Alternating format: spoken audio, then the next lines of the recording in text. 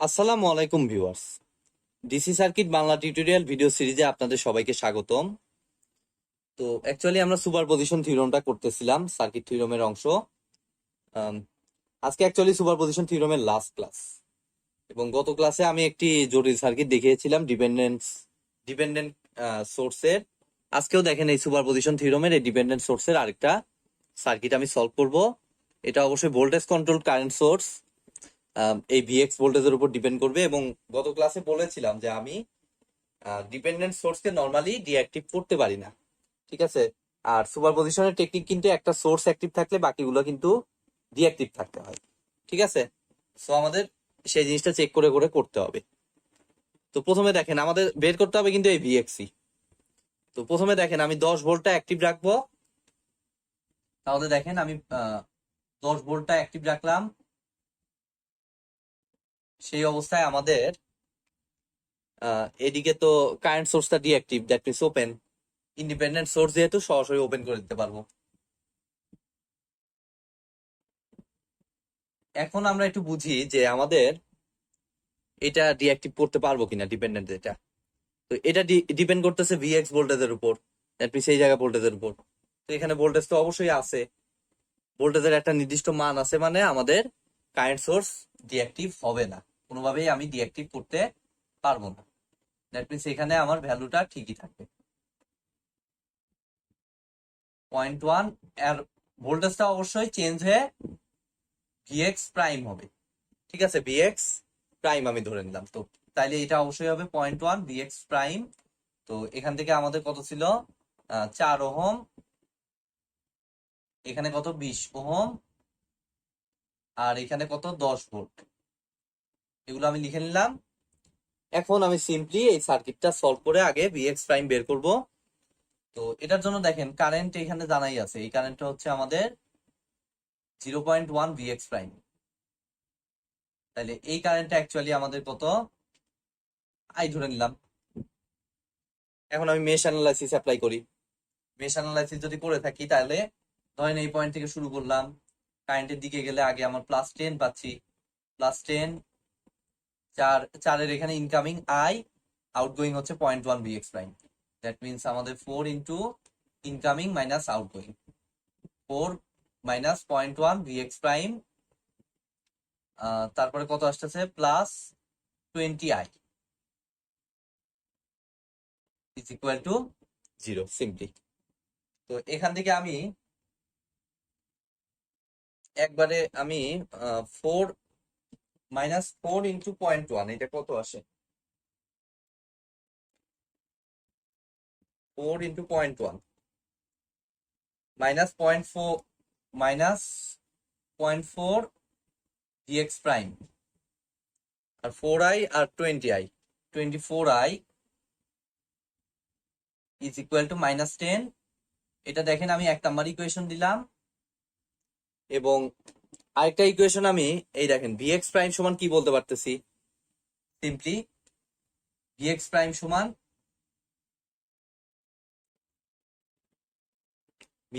সমান কিন্তু আমরা বলতে পারতেছি কি, এটা অনুযায়ী আই ইন্টু আর, সেটা অনুযায়ী আমাদের এদিক থেকে যদি ধরি, যেহেতু উপরে এটা আছে উচ্চ বিভব আমি ধরবো, তাহলে 4, কারেন্টটা এদিকে চিন্তা করেন, তাহলে 4 ইন্টু অবশ্যই এদিকে যাওয়া মানে incoming 0.1 VX prime minus outgoing হচ্ছে কত আমাদের আই। এখান থেকে আমি 1 minus 0.4, 0.6 VX prime plus 4i is equal two 0। 2 নম্বর সমীকরণ তৈরি করলাম। এবার দেখেন 1 এবং 2 এই দুইটা সমাধান করলে আমরা কিন্তু ভিএক্স প্রাইমটা পেয়ে যাব। 1 এবং 2 এটা আমি ক্যালকুলেটরের মাধ্যমে সমাধান করে ফেলি, তাহলে আমাদের -0.4, 24 -10, তারপর 0.6, 4 এবং 0। ভিএক্স প্রাইমটা আমি সরাসরি আমি লিখলাম যে 2.5 ভোল্ট আসে ভিএক্স প্রাইমটা। এই সাইডে আমি দেখেন আমি লিখে রাখলাম 2.5 ভোল্ট। এবার আমি 2 অ্যাম্পিয়ারটা অ্যাক্টিভ রাখবো। ঠিক আছে, 2 অ্যাম্পিয়ারটা অ্যাক্টিভ রেখে দেখবো যে আমাদের ঘটনাটা কি ঘটে। এগুলো আমি দেখেন মুছে দিলাম।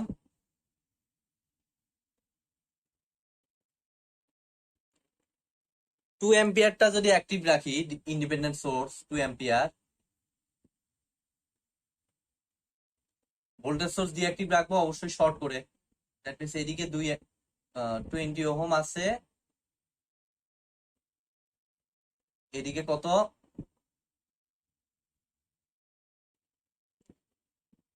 4 ওহম। তো 2 অ্যাম্পিয়ার আছে মানে এখানে ভোল্টেজও আছে ভিএক্স। এখানে ভোল্টেজ আছে মানে এখানে আমার ইন্ডিপেন্ডেন্ট কারেন্ট সোর্সেরও অবদান আছে, আপনি ডিঅ্যাক্টিভ করতে পারবেন না। ভিএক্স বলতে এটা ভিএক্স ডাবল প্রাইম ধরি, এখানে 0.1 ভিএক্স ডাবল প্রাইম, এখানে তো 2 অ্যাম্পিয়ার। আর কি থাকতেছে, আর কিছু মনে হয় নাই আপাতত। হ্যাঁ, তাহলে এখন এই সার্কিট এখন সলভ করব। ভিএক্স ডাবল প্রাইমটা বের করলে আমাদের কাজ হয়ে যাচ্ছে। তো আমি ক্লিয়ারলি দেখতে পাচ্ছি আননোন একটাই ভিএক্স ডাবল প্রাইম।